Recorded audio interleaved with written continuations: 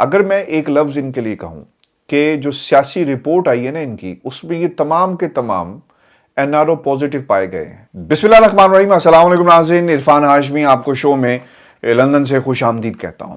آج لاہور میں خان صاحب کی ملاقات کچھ صحافیوں سے ہوئی۔ اس میڈیا انٹریکشن میں عمران خان نے پاکستان کے 3 اداروں سے متعلق کچھ سوالات اور کچھ انکشافات کیے۔ ویورز یاد رکھیں، اس میڈیا انٹریکشن کی ٹائمنگ بہت ہی اہمیت کی حامل ہے، کیونکہ اس وقت پاکستان میں مفرور اور اشتہاری واپس ایک ایک کر کے آ رہے ہیں۔ جس طرح جو پرندے ہوتے ہیں نا، ان کا ایک مائیگریشن کا سیزن ہوتا ہے۔ جب سردی بڑھتی ہے تو وہ ایک علاقے سے دوسرے علاقے میں مائیگریٹ کر جاتے ہیں، یعنی ایک کانٹیننٹ سے دوسرے کانٹیننٹ میں چلے جاتے ہیں، اور یہ اسی طرح یہ جو مائیگریشن کا سائیکل چلتا ہے۔ پاکستان میں جب احتساب شروع ہوا تو ان پرندوں نے اور ان اشتہاریوں نے اور ان مفروروں نے یہ فیصلہ کیا کہ اب پاکستان میں ہم نہیں رہیں گے، اور جب تک حالات ہمارے قابو میں نہیں آ جاتے، یعنی جو موسم کی سردی ہے جو احتساب کی شکل پہ ہمارے اوپر اس وقت مسلط کر دیا گیا ہے، جب تک یہ موسم بدلے گا نہیں، ہم پاکستان میں واپس نہیں آئیں گے۔ اور پھر ایک ایک کر کے اشتہاری، مفرور، مجرم تو خیر ابھی بھی باہر بیٹھے ہوئے ہیں، لیکن باقی جو لوگ تھے وہ پاکستان واپس چلے گئے ہیں۔ اور اس وقت خان صاحب کا قوم کے سامنے یہ جو انکشافات کرنا ہے، اس کی بہت ہی زیادہ اہمیت ہے۔ پچھلے 8 ماہ کے اندر اس ملک میں آپ نے کوئی ایک منصوبہ سنا ہے کہ اس حکومت نے اسے یا مکمل کیا ہو یا پھر پاکستان میں مہنگائی جو ہونی چاہیے ہو؟ پاکستان کی اکانومی نا، یہ صرف کوئی ہم ایگزیجریٹ نہیں کرتے یہاں پر بیٹھ کر، یا جو انڈیکیٹرز ہیں جو اس وقت پاکستان کی قوم کو بتا رہے ہیں کہ ہمارا دیوالیہ جو ہے وہ نکل چکا ہے، اور ڈار صاحب جو اعلان نہیں کر رہے، یہ کوئی صرف ایگزیجریشن نہیں ہے، بلکہ یہ سب کچھ ہو چکا ہے۔ اس کے کچھ انڈیکیٹرز بھی آپ کے سامنے رکھ دیتا ہوں، جس کا ذکر آج عمران خان صاحب نے بھی کیا، اور پھر اس کا کیا تعلق ہے ان انکشافات کے حوالے سے جو 2 خاندانوں کے متعلق ہیں، اور کس طرح نواز شریف صاحب برطانیہ میں بیٹھ کر کچھ خواہشات کا اظہار کر رہے ہیں، جس کا اشارہ آج عمران خان صاحب نے بھی کیا ہے۔ پاکستان میں پچھلے 3.5 برسوں میں جو ہماری ایکسپورٹس تھی اس میں اضافہ ہوا، لیکن 8 ماہ میں پاکستان آج 50 سال پیچھے جا چکا ہے۔ اور جو سب سے امپورٹنٹ بات تھی وہ ریمیٹنسز میں اضافہ تھا۔ 3 برسوں میں ہم نے یہ دیکھا کہ پاکستان سے باہر بیٹھے ہوئے لوگ پاکستانی پاکستان میں پیسہ بھیج رہے ہیں، اور یہ ایک اعتماد تھا اس وقت کی حکومت پر، لیکن وقت گزرنے کے ساتھ پچھلے 8 ماہ میں یہ جو فگرز ہیں وہ نیچے گئی ہیں۔ روشن ڈیجیٹل اکاؤنٹس لوگوں نے کھلوائے، لیکن اب وہ بند کر دیے۔ اس کی بنیادی وجہ یہ موجودہ حکومت ہے جو قابض تو ہو گئی، لیکن اعتماد لوگوں کا کھو چکی ہے، اور اعتماد اب لوگوں کو اس حکومت پر نہیں ہے کہ ان کا پیسہ جو ہے وہ کسی صحیح جگہ پر لگے گا۔ میں آپ کو اس کی ایک مثال دے دیتا ہوں۔ میری کل ایک کام کے سلسلے میں کراچی کے ایک دوست ہیں، ان سے کچھ میں نے گرافکس کا کام کروایا، تو وہ مجھے یہ پوچھ رہے تھے کہ کیا آپ کے ہاں بجلی جاتی ہے؟ میں نے کہا نہیں، کبھی ایسا نہیں ہوا۔ اگر بجلی جائے گی بھی تو یہاں کا جو نیشنل گرڈ ہے اسے ہمیں پہلے 1 یا 1.5 ہفتہ پہلے بتانا ہوگا کہ فلاں دن ہم بجلی جو ہے وہ آپ کے علاقے میں نہیں فراہم کر سکیں گے، اور اس کی پہلے سے ہی تیاری جو ہے وہ شروع ہو جاتی ہے، بلکہ 1.5 ہفتے سے بھی پہلے ہی بتا دیا جاتا ہے کہ اگر کوئی پلانڈ ورک ہو، اور اگر غلطی سے کوئی بجلی چلی بھی جائے تو پھر 3 گھنٹوں کا ایک وقت ہے جس میں اس بجلی کو ریسٹور کرنا ہوتا ہے۔ تو وہ بہت حیران ہوئے، تو اس پہ پھر میں نے انہیں کہا کہ یہاں پر ٹیکس سب لوگ دیتے ہیں، اور پاکستان میں وہ ٹیکس کے معاملے پر بہت پریشان تھے۔ تو میں نے ان سے پوچھا کہ ٹیکس تو یار دینا چاہیے، تو اس نے مجھے آگے سے کیا کہا، وہ یہ کہتا ہے کہ عرفان بھائی بات یہ ہے کہ ٹیکس ہمیں اگر 5,000 اگر ہم دے رہے ہیں نا، تو ہم ان کو 50,000 بھی دے دیں، لیکن ہمیں پتہ ہو کہ یہ ٹیکس جو ہے ہمارے کاموں پر لگے گا۔ کہتے کراچی کے حالات آپ نے کبھی سنا ہے کہ یہاں پر جو خبریں آتی ہیں، پہلے ایک دور تھا کہ یہاں سے صرف آپ کو لوگوں کے مرنے اور مارنے کی خبریں ملتی تھی، پھر موبائل سنیچنگ، پھر قتل و غارت، پھر حالات کیسے خراب ہوئے۔ کراچی تو دن بدن پیچھے جا رہا ہے۔ پھر کراچی مشہور جو ہے وہ اپنے کچرے کے حوالے سے مشہور ہو گیا۔ تو یہاں پر سہولتیں کہاں پر ہیں؟ ہم اب اگر ٹیکس دیں گے کسی کو تو ہمیں یقین ہے کہ یہ ٹیکس جو ہے کسی کی جیب میں چلا جائے گا، وہ زرداری کی جیب میں چلا جائے گا، وہ ہاؤس آف بھٹو کی جیب میں چلا جائے گا، وہ ان کے بچوں کی جیب میں چلا جائے گا، لیکن وہ پاکستان کی عوام پر خرچ نہیں ہوگا۔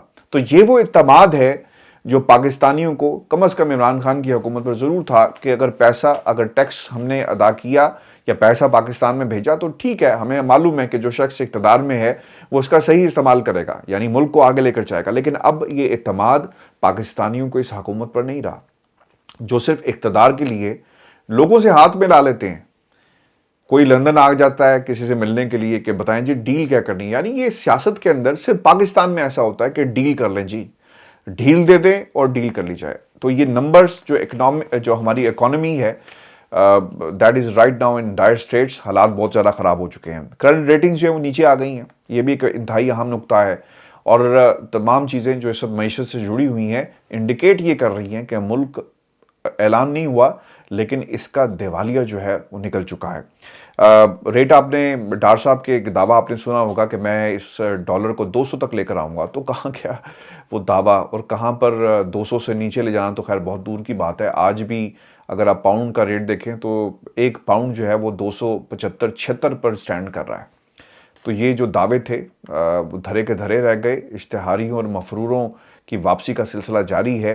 اگر میں ایک لفظ ان کے لیے کہوں کہ جو سیاسی رپورٹ آئی ہے نا ان کی، اس میں یہ تمام کے تمام این آر او پازیٹیو پائے گئے ہیں، اور ایک نقطے پر تمام لوگ اکٹھے ہو گئے کہ کس طرح ہم نے اپنے کیسز کو ختم کرنا ہے، قوانین کوئی بدل دیں، رولز آف دا گیمز کوئی بدل دیں، اور پھر کوئی ہم سے کیسے سوال کر سکتا ہے، چاہے وہ پاکستان کی عدالت ہو یا پاکستان کا جو انصاف کا نظام ہے، کیونکہ قانون جب بدل جائیں گے تو پھر کسی میں جرت نہیں ہوگی، اور ہم پھر عدالتوں کے سامنے کھڑے ہو کر کہیں گے کہ دیکھیں جی قانون جو پارلیمنٹ نے پاس کیا اس کے مطابق چوروں اور لٹیروں پر فرض ہے کہ وہ چوری کریں اور کوئی اسے پکڑنے کی جرت نہیں کر سکتا۔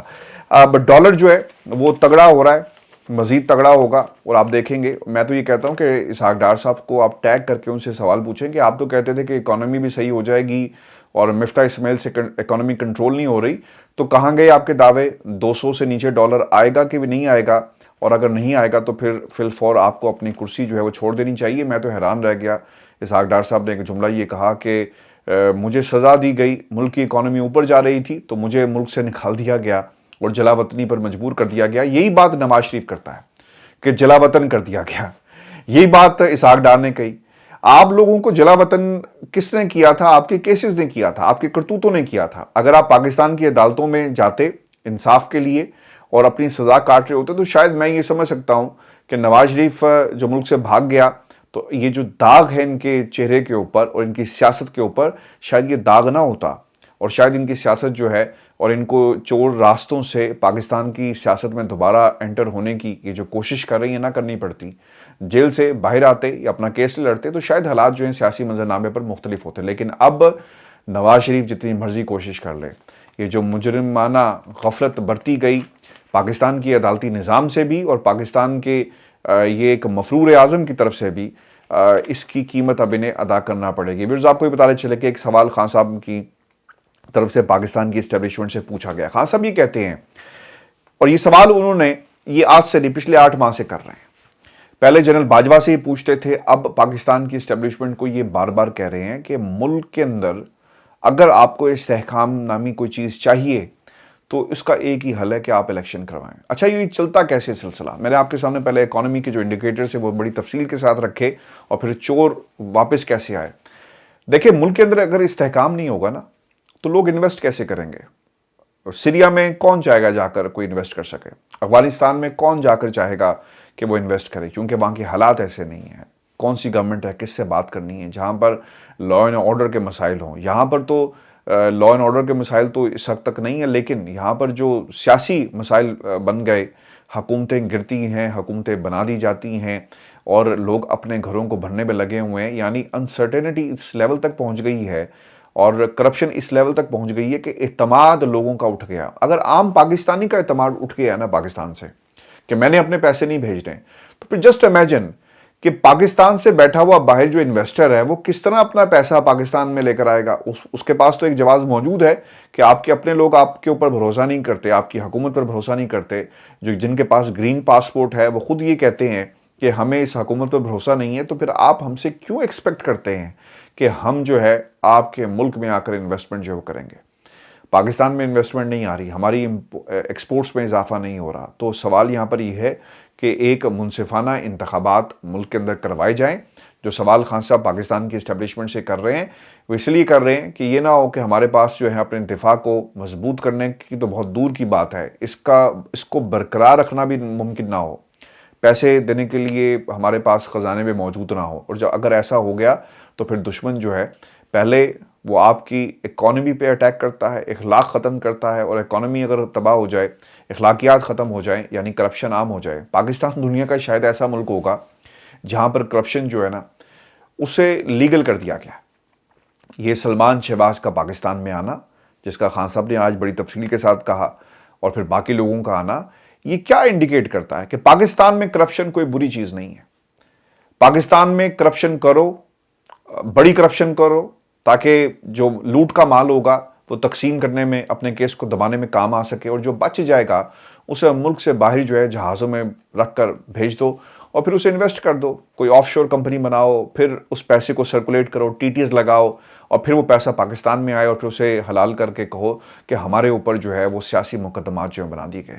اس ملک کا سب سے بڑا المیہ یہی ہے کہ جب آپ اقتدار میں ہوتے ہیں تو طاقتیں مل کر ملک کو لوٹتی ہیں۔ تم میری چوری نہ پکڑنا، میں تمہاری چوری نہیں پکڑوں گا، اور پھر کچھ لوگ جو ہے کسی کی چوری پر نظر رکھتے ہیں، اور جب موقع آتا ہے تو اسے استعمال کرتے ہیں۔ یعنی سب کے سب چور ہیں، سب کے سب اپنے اپنے مفادات کے لیے چوری اور دوسروں کے چوری کے پیسے پر نظر رکھ کر بیٹھے ہوئے ہیں۔ تو یہ ہمارے ملک کے ویورز حالات ہیں۔ اس لیے خان صاحب نے پاکستان کی اسٹیبلشمنٹ کو مخاطب کرتے ہوئے کہا کہ ایک پاپولر گورنمنٹ لے کر آئی جائے، ایک پاپولر مینڈیٹ مل سکے، بڑے فیصلے کیے جا سکیں 5 سال کے لیے۔ جب اگر حکومت آ گئی تو یقیناً صوبوں کی سطح پر بھی اور ملکی سطح پر بھی فیصلے ہوں گے جس سے ملک کو فائدہ ہوگا۔ اب مجھے ایک چھوٹی سی بات بتائیں کہ جب چائنا نے کوئی معاہدہ آپ کے ساتھ کرنا ہوگا تو وہ یہاں کے حالات، یہاں کے جو سفارت خانے ہیں، وہ اپنی گورنمنٹس کو نہیں بتاتے ہوں گے کہ ملک کے اندر شہباز شریف کی کیا حیثیت ہے، اس کی گورنمنٹ جو ہے وہ کتنے دنوں کی مہمان ہے؟ کیا یہ نہیں بتایا جاتا ہوگا کہ عمران خان کہاں پر سٹینڈ کرتا ہے؟ کیا یہ نہیں بتایا جاتا ہوگا کہ ان کے اوپر کتنے کرپشن کے کیسز تھے جنہیں معاف کروا لیا گیا ہو؟ ہر چیز کی بریفنگ جو ہے وہ وائرس کی شکل میں اپنی جو گورنمنٹس ہیں ان کو دے دی جاتی ہے۔ اسی لیے انویسٹمنٹ کا باہر سے آنا ناممکن ہو چکا۔ اس لیے خان صاحب اسٹیبلشمنٹ سے یہ سوال کر رہے ہیں کہ جلد سے جلد اس ملک کے اندر جو ہے عام انتخابات کروائے۔ اچھا، پھر پاکستان میں اسٹیبلشمنٹ اور جو نئے آرمی چیف کے حوالے سے بھی کچھ سوالات کیے گئے، کیونکہ جو پرانی اسٹیبلشمنٹ تھی کیا ان کی کنٹینیوٹی آپ کو نظر آئے گی نئی اسٹیبلشمنٹ کی پالیسیز کے اندر؟ تو خان صاحب سے پوچھا گیا تو خیر انہوں نے یہ پہلے بھی بات کہی کہ نئے آرمی چیف آئے ہیں، انہیں وقت دیا جائے، اور مجھے کوئی چینج نظر نہیں آیا، مگر نئے آرمی چیف کو وقت دینا چاہیے، یہ ان کے الفاظ تھے۔ اور خان صاحب یہ بھی کہتے ہیں کہ آرمی چیف حافظ قرآن ہیں، امید ہے کہ امر بالمعروف پر وہ چلیں گے۔ اور پھر انہوں نے یہ بھی کہا کہ نئی رجیم خدا کے واسطے ملک کا سوچے۔ انہوں نے کہا کہ ہمارے نیشنل سیکیورٹی ادارے دیکھیں کہ یہ سب ملک میں کیا ہو رہا ہے، سب پر قائم مقدمات ختم کیے جا رہے ہیں۔ اور پھر جو الیکشن کے حوالے سے جو سوال ہمیشہ سے ہوتا ہے کہ کاف لیگ کہاں سٹینڈ کر رہی ہے خان صاحب، تو آپ کی کیا حکمت عملی ہوگی؟ تو انہوں نے کہہ دیا کہ دسمبر کا مہینہ ہم دیکھیں گے، اور اس کے بعد ملک کے اندر جو ہے وہ ہم عام انتخابات کی طرف بڑھیں گے، ان اسمبلیوں سے مکمل طور پر ہم باہر آ جائیں۔ اب سوال یہ پیدا ہوتا ہے جس کا اشارہ خان صاحب نے بھی دیا، اور اس وقت دیا کہ جب چور واپس آ رہے ہیں ملک کے اندر اور مائیگریشن کا سیزن آن ہے، یہ لوگ بھاگ کیوں رہے ہیں؟ میں نے یہاں پر لندن میں ایک صاحب سے پوچھا کہ آپ کا تعلق نون لیگ سے ہے، اور آپ کہتے ہیں کہ آج بھی ووٹ کو عزت دو کا نعرہ جو ہے وہ نواز شریف نے لگایا، پاکستان کا مقبول ترین لیڈر نواز شریف ہے، یہ آپ کا دعویٰ ہے، تو پھر آپ الیکشن سے ڈرتے کیوں ہیں؟ آپ کی حکومت جو ہے وہ صرف وفاق کے اندر ہے تو جائیں۔ اگر آپ سمجھتے ہیں کہ آپ آج بھی ہر دل عزیز ہیں اور آپ الیکشن میں کوئی بہت بڑا مارکا مار لیں گے تو پاکستان جا کر الیکشن لڑیں۔ تو ان کے الفاظ جو تھے نا، میں اس پہ حیران کیا مجھے ہونا تھا، مجھے تو ان کی بے بسی پر جو ہے وہ رحم آ گیا۔ وہ یہ کہتے ہیں کہ اگر آپ یہ سمجھتے ہیں کہ ہم جا کر عمران خان کا مقابلہ کر سکیں گے اور عوام کی عدالت میں، تو عرفان صاحب یہ مشکل ہے۔ نواز شریف صاحب 3 سال برطانیہ میں بیٹھ کر اپنے کیسز کے لیے ڈیل کرتے رہے، اور آج ہمیں یہ کہتے ہیں کہ ہم بہت جلدی پاکستان ہوں گے اور ہمارا استقبال ہوگا۔ یہ بھول جائیں۔ میں نے کہا کیوں بھول جائیں؟ تو مجھے یہ نون لیگ کے بندے نے بتایا کہ عوام کے سامنے کھڑے ہونے کی ہمارے اندر سکت نہیں ہے، اس لیے کہ ہم نے پچھلے 5 برسوں میں یعنی اپنے کیسز کا دفاع کیا، ہاؤس آف شریف کی فصیلوں کو اونچا کرنے میں وقت گزار دیا۔ عوام کی جہاں تک بات آتی ہے، آج بھی جتنے بھی سلمان شہباز کا کیس ہو، اسحاق ڈار کا کیس ہو، انہوں نے پاکستان کی عوام کے لیے کچھ نہیں کیا۔ تو میں نے پھر ان سے یہ سوال کیا کہ پھر آپ کیوں ان کے ساتھ لگے ہوئے ہیں؟ تو انہوں نے کہا کہ اس عمر میں ہاشمی صاحب ہم جائیں گے تو پھر جائیں گے کہاں؟ یعنی ہماری ساری عمر گزر گئی اسی جماعت کے ساتھ، تو اب ہمیں علیحدگی کا ہم نہیں سوچ سکتے، اب جو کچھ بھی ہے ہمیں اس جماعت کے ساتھ جانا ہے۔ لیکن اگر آپ یہ سوال کرتے ہیں کہ ہم جلدی انتخابات کروانے کی طرف چل پڑیں یا عمران خان کا مقابلہ کر سکیں، تو نواز شریف کیا ان 13-14 جماعتوں میں جو اس وقت ہمارے ساتھ کھڑی ہیں اور آ کر بیٹھ گئی ہیں اپنے مفادات کے لیے، کسی میں اتنا دم خم نہیں ہے۔ اور ویورز، یہی حقیقت اور کچھ لوگوں نے بھی جن کا تعلق پیپلز پارٹی سے، وہی باتیں کرتے ہوئے ہمیں نظر آتے ہیں۔ نواز شریف صاحب پاکستان کیوں نہیں جا رہے؟ اب تو ان کے بھائی کی حکومت ہے، سب کچھ ہے۔ یہ بات میں نے متعدد دفعہ پروگرامز میں بھی کہی، ان کے سامنے بھی رکھی کہ نواز شریف پاکستان میں کیوں نہیں جاتے۔ خان صاحب آج یہی بات کر رہے ہیں، ان کو خوف یہ ہے کہ الیکشن میں عمران خان کا کیسے مقابلہ کیا جائے گا۔ اس لیے ایک آپ نے اگر فضل الرحمان کی گفتگو سنی ہو تو وہ یہ کہتے ہیں کہ ہماری کوشش ہے کہ ہم مزید 1 سال جو ہے وہ حکومت کو لے جائیں، یعنی 5 سال ہم پورے کریں گے اور پھر کچھ ایسا ہم پارلیمنٹ میں کوئی قانون، کوئی ایسے اپنے آپشنز استعمال کر کے اس گورنمنٹ کو مزید طول دیں گے۔ یعنی عمران خان کے حوالے سے قوم جو ہے شاید 2 برسوں میں بھول جائے گی اور پھر ہم دوبارہ سے اپنی جو سیاست ہے اس کا آغاز کریں گے۔ دیکھیں، آپ الیکشن 4 سال بعد کروائیں، 2 سال بعد کروائیں، قوم اس وقت کو نہیں بھولے گی۔ قوم آپ سے حساب لے گی، ان 2 خاندانوں سے، کہ یہ کہاں پر سٹینڈ کرتے ہیں۔ لیکن میری ایک ہمیشہ سے ریزرویشن یہ رہی کہ مروثیت کے اندر تو بچے آگے آ جاتے ہیں نا، تو عمران خان صاحب کے لیے کیا ہے، یعنی جس عمر میں وہ ہیں اور جس طرح سے ان کی سیاست ہے، اور نواز شریف کے بعد اس کی بیٹی جو ہے سیاست کو سنبھالے گی، حمزہ جو ہے اپنے باپ کی سیاست کو سنبھالے گا، بلاول نے آلریڈی سیاست جو ہے وہ سنبھال لی ہے اور ملک کا وزیر اعظم بننے کا خواب دیکھ رہا ہے، تو عمران خان کی میراث کیا ہے؟ تو ویورز یاد رکھیں، عمران خان کی میراث وہ یوتھ ہے، وہ نوجوان ہے جنہوں نے ان 26 سالوں کے اندر عمران خان کی جد و جہد کے ساتھ وہ بڑے ہوئے۔ پاکستان کے اندر اگر عوام کے درمیان شعور ہے نا تو اس کو ملٹی پلائی کریں۔ ہمیں مروثیت نہیں چاہیے، ہمیں سیاستدان نہیں چاہیے، ہمیں لیڈر چاہیے، وہ لیڈر جو اس قوم کو اس مشکل گھڑی سے نکال سکے۔ کیونکہ 8 ماہ کے اندر آپ نے کوئی ایسا پروجیکٹ سنا ہو جو اس خاندان نے پاکستان کے لیے لانچ کیا ہو، یا کوئی خیر کی خبر پاکستان کے سیاسی منظرنامے سے آئے؟ ہم تو روز یہی ہیڈ لائن سنتے ہیں کہ آج عمران یوسف کا بیان آ گیا، جس طرح اس نے کل کہا کہ میرا قصور صرف یہ تھا کہ میں شہباز شریف کا داماد ہوں۔ آج بھی اس اپالوجی میں علی عمران یوسف کا جو ہے وہ نام موجود نہیں ہے، اور یہی بات میں نے ان کے وکیل کے سامنے رکھی، میاں وحید الرحمان، تو انہوں نے کہا کہ جناب بالکل موجود نہیں ہے، اپالوجی میں صرف اسے ایک جملے کے اوپر اس کو ہٹایا گیا۔ لیکن یہ جو نون لیگ کے فالوورز ہیں وہ یہ کہتے ہیں کہ اگر اس سچے تھے تو آرٹیکل کیوں ہٹایا؟ اگر سچے ہوتے تو ایویڈنس کا جواب دیتے، رپلائی دیتے، اور پھر اس کے بعد اپالوجی میں ان کا نام بھی ہوتا، لیکن ویورز ایسا نہیں کیا گیا۔ رانا ثناء اللہ کیس ختم ہو گیا، اسحاق ڈار صاحب کیسز سارے کے سارے ختم ہو گئے، سلمان شہباز مفرور پاکستان پہنچ گیا، رمضان شوگر مل اور جتنے بھی کیسز ہیں ٹی کے۔ اب اس پہ کسی نے مجھ سے ایک سوال بھی کیا ہے، اور سوال یہ ہے کہ کیا کل کو عمران خان کی حکومت آئی تو کیا یہ ٹی کے کیسز دوبارہ کھولے جائیں گے؟ بالکل کھولے جائیں گے۔ ڈیلی میل نے بھی یہ کہا ہے کہ یہ ایویڈنسز سٹینڈز ٹال ٹوڈے، اور کل کو عمران خان کی اگر حکومت آ گئی تو یہ کیسز ٹیز کے بند نہیں ہوں گے۔ سلمان شہباز کو اس کا جواب دینا پڑے گا کہ ان کے یہ جو پیسے ہیں اس کس طرح ملٹی پلائی ہوئے۔ یہ جو کہتے ہیں نا کہ ہمیں انتقام کا نشانہ بنایا گیا، جلاوطنی پر مجبور کیا گیا، اور اب سب سے انٹرسٹنگ بات یہ ہے کہ انہوں نے یہ جو بات کہی ہے نا کہ میری غیر موجودگی میں یہ کیس بنایا گیا، آپ اپنی مرضی سے پاکستان چھوڑ کر گئے، اور جب حالات جو ہیں، یعنی یہ جو مائیگریشن کا سیزن تھا آپ کے حق میں جب موضوع ہوا تو اب آپ نے پلٹی جو ہے وہ ماری ہے۔ ویورز، ایک آخری نقطہ، اور یہ اس لیے بھی اہم ہے کیونکہ یہ سوال خان صاحب نے پاکستان کی عدالتوں سے کیا ہے، اور یہ سوال اس لیے بھی امپورٹنٹ ہے کہ آپ کی مرضی کے مطابق، یعنی عدالتوں کی مرضی اور کسی اور کی مرضی کے مطابق کیسز جو ہیں انہیں لسٹ میں لگایا جاتا ہے اور ڈی لسٹ کر دیا جاتا ہے۔ یہ ایک ظلم ہے۔ جو کیسز جس کا خان صاحب فالو کر رہے ہیں، یا ان کی طرف سے، یعنی ان کی جماعت کی طرف سے दायर किए गए, इनका फैसला नहीं हो रहा। फैसला क्यों नहीं हो रहा? दूसरी तरफ नवाज शरीफ साहब की आप देखिएगा कि दिनों के अंदर यानी उसी दिन फैसले होना शुरू हो जाएंगे। तो ये कॉन्टिन्यूटी है।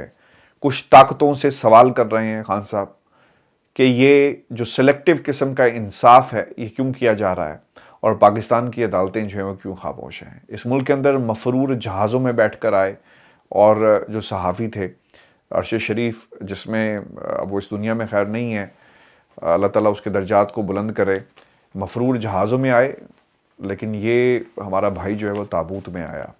ये हकीकत है इस निज़ाम की। अल्लाह ताला रहम करे पाकिस्तान के हालात के ऊपर। आज की खान साहब की जो मीडिया इंट्रैक्शन थी इसलिए इम्पॉर्टेंट थी, ये नकात कौम के सामने रखना इसलिए ज़रूरी थे कि कौम को मालूम हो सके कि जब इस मुल्क के अंदर इलेक्शन होंगे तो आपने किस जमात को और किस लीडर को जो आप समझते हैं बेहतर है इस मुल्क के लिए, आप उसको वोट दें। क्योंकि अगर कोई ये समझता है कि कौम खामोश हो जाएगी और कौम अपना रिएक्शन जो है वो शो नहीं करेगी, तो मेरा ख्याल है कि वो अहमकों की जन्नत में रह रहा है। व्यूअर्स, ये आज का शो था हमारा। अपने कमेंट्स ज़रूर भेजिएगा, चैनल को सब्सक्राइब करना मत भूलें। इजाज़त दीजिए, अल्लाह ने के बाद।